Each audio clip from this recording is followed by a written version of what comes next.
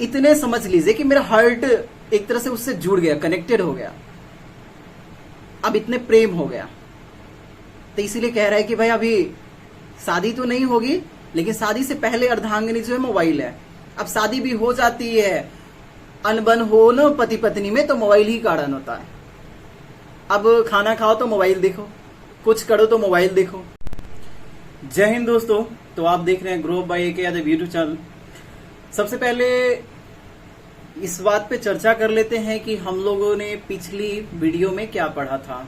अथर्ववेद के बारे में हमने लास्ट बार चर्चा किया था। तो आपको याद होगा कि अथर्ववेद में किसकी चर्चा की जाती है। तो अथर्ववेद में जादू, टोना, वशीकरण, अंधविश्वास सब, और ये भी बताए थे कि भारतीय संगीत का जनक किस वेद को कहा जाता है। तो आप लोगों का आंसर था कौन सा, जल्द बताइए। सामवेद और यजुर्वेद के बारे में यानी कि पिछली वीडियो में कंप्लीट कर दिए थे। चलो अब चल लेते हैं हम लोग, जो पिछली वीडियो में हमने चल लिया था। अब ये भी बता दिए थे कि वेदों को भली भांति समझने के लिए वेदांगों की रचना की गई है। वेदों को समझने के लिए आपको किसकी रचना की गई है? वेदांगों की। वेदांगों को वेदांश भी कहते हैं। क्या कहते हैं? वेदांश। वेदांश कहे या वेदांग। इसकी संख्या 6 है। कितनी है दोस्तों? 6। और वो कौन कौन है? तो पहला नाम सुनिए।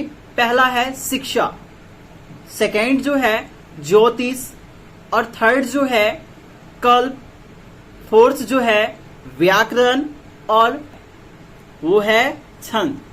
तो वेदांग जो है कितने हैं?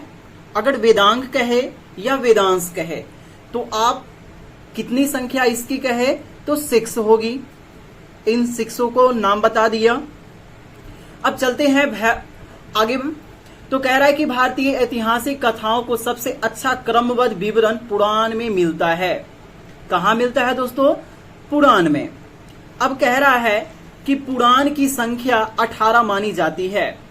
पुराणों की संख्या कितनी मानी जाती है? 18। तो ये क्वेश्चन भूलिएगा नहीं। अगर यहां पे जो है आगे बता रहा है पुराण में मत्स्य पुराण सबसे प्राचीन और प्रमाणिक है। तो क्वेश्चन आएगा सबसे प्राचीन और प्रमाणिक पुराण कौन है? तो कौन सा बोलिएगा दोस्तों? मत्स्य पुराण। चलो आगे हम चलते हैं। मत्स्य पुराण सबसे प्राचीन और प्रमाणिक है। अधिकतर पुराण सरल संस्कृत श्लोक में लिखे गए हैं। अधिकतर जो पुराण है वो किस भाषाओं में लिखी गई है? सरल संस्कृत भाषा में। ठीक है, आगे चलते हैं। श्लोक में लिखी गई है। ठीक है, भाषा लैंग्वेज वही है, और श्लोक जो होती है जैसे कि हम लोग गीता में पढ़ते हैं वो श्लोक है, तो उस श्लोक के माध्यम से समझाया जाता है। और आगे जो चलते हैं, विष्णु पुराण से मौर्य वंश। अब देखो, विष्णु पुराण से मौर्य वंश, मत्स्य पुराण से सातवाहन वंश तथा वायु पुराण से गुप्त वंश की जानकारी मिलती है। तो आपसे क्वेश्चन पूछा जाएगा विष्णु पुराण से किसकी जानकारी मिलती है? तो मौर्य वंश की। मत्स्य पुराण से सातवाहन, और वायु पुराण से तो गुप्त वंश की। वायु गुप्त होती है, ऐसे हम लोगों को आंखों से दिखाई नहीं देती है। आप लोगों को दिखाई देती है क्या? प्रूफ हो तो भेज देना, मेल कर देना इसी पे। अब मेल बोल दूं, भोलेनाथ amreshkumar@gmail.com है, भेज देना। जिसको प्रूफ मिल जाए, सर हमने आंखों से देखा हवा को, मेल कीजिए। हम भी तो एक नई खोज हो जाएगी आप लोगों के माध्यम से।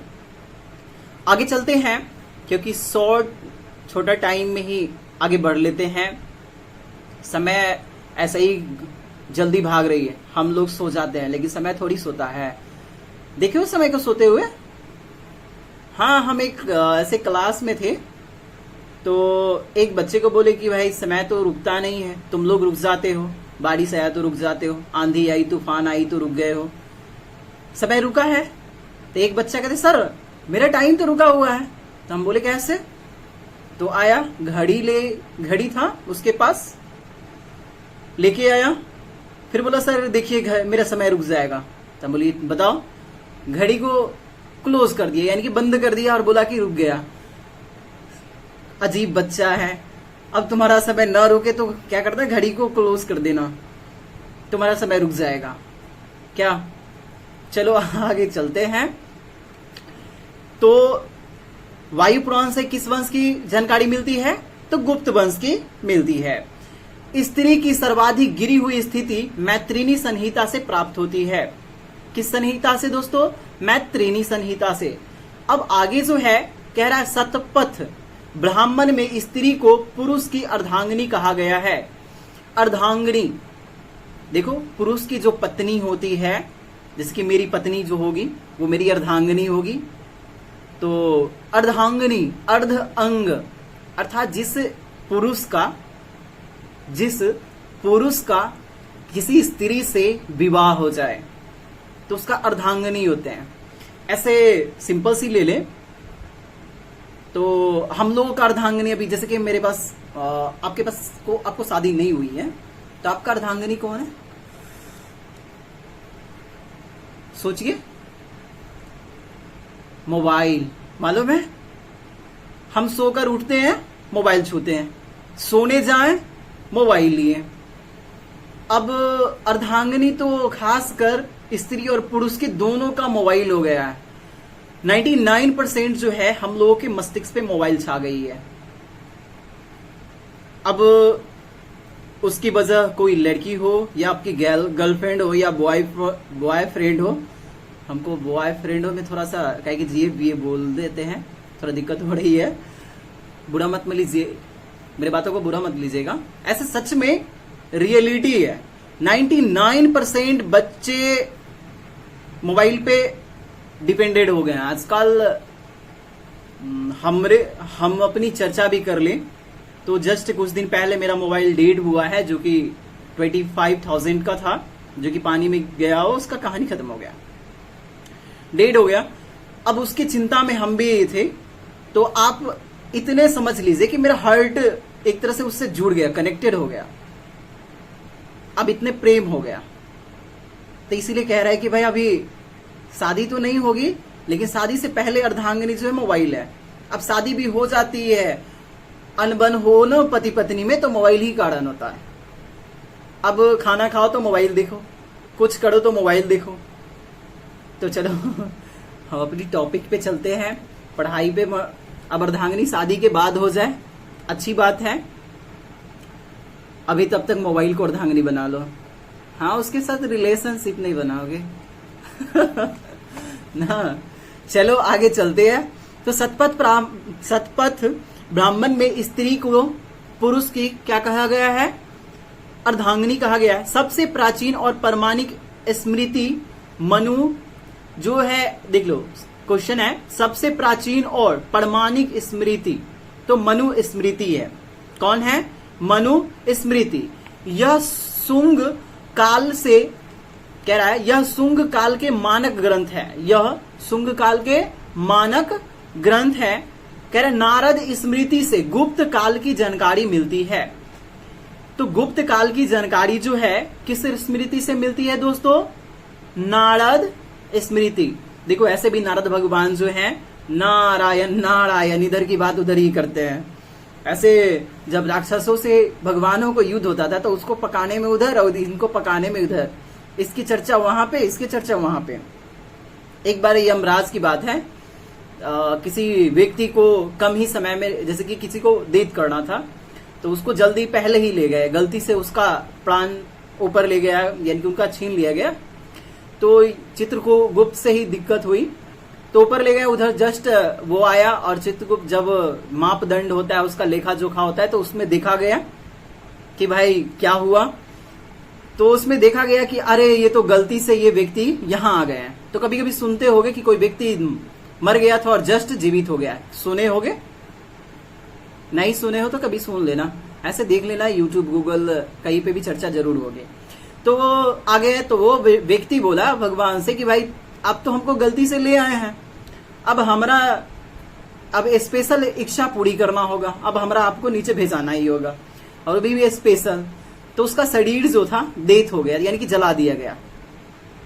अब कहे कि अब कौन दूसरा शरीर में भेजे, तो अब उधर से नारद भगवान आ गए, कहे कि अब नारद भगवान आए हैं तो हम उनसे कह देंगे, तो उससे बात छिपाई उपाई गई, फिर उस व्यक्ति के बारे में इधर उधर की बात की गई है। चलो उससे ज्यादा चर्चा नहीं कर रहे हैं हम, इसलिए कह दिए कि नारद भगवान से ब्राह्मण भगवान भी डरते, ये यमराज भी डर रहे थे कि हम जाकर ब्रह्मदेव को कह देंगे कि ये गलती से इनका काम गड़बड़ाया है, तो हम लोग का भी काम गड़बड़ाता है तो उस पर दंड मिलता है ना, तो जस्ट सेम वहां पे भी है। तो चलो इतना याद करने के बोल दिए कि नारद स्मृति से किस वंश की, गुप्त काल की जानकारी मिलती है। चलो गुप्त काम होगा तो उसकी जानकारी मिल जाएगी। जातक में वृद्ध बुद्ध की पूर्व जन्म की कहानी वर्णित है।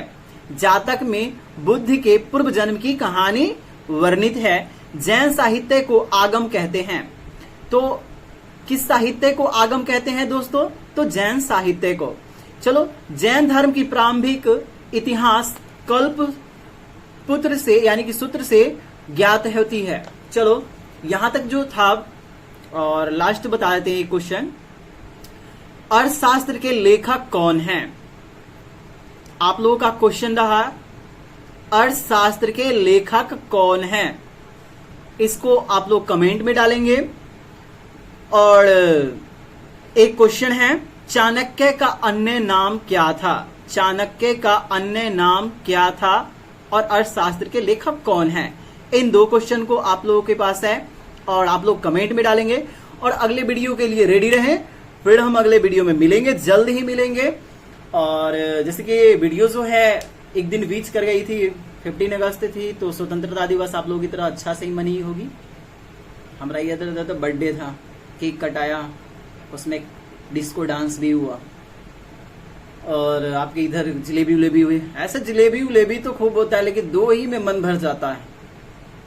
अब बच्चा सबको देखो, अब ये इंडिपेंडेंस डे मनाया जाता है तो फंक्शन होती है, बेचारा यहाँ से 7 बजे तो जाता है क्लास में, अब वही जाके इतना वेट करता है उसका, लेकिन बाद में 4 जलेबी मिल जाती है या 2 जलेबी, उतना ही में काम बनाना पड़ता है। तो इसलिए कहते हैं कभी भी इंडिपेंडेंस डे हो या रिपब्लिक डे हो, फंक्शन हो स्कूल में, तो पहले से घर पे खा के जाओ, नहीं तो 4 जलेबी से तो पेट भरेगा नहीं, तो वहां पे सुठा जाओगे। तो चलो दोस्तों, यहीं तक हम अपनी वाणी को विराम लेते हैं और अगले वीडियो के लिए रेडी रहेंगे। इसके आगे हम बताएंगे, जो क्वेश्चन दिए हैं आप लोग कमेंट में डालेंगे। तो जय हिंद दोस्तों, फिर कल अगले वीडियो में मिलेंगे। जय हिंद, जय भारत।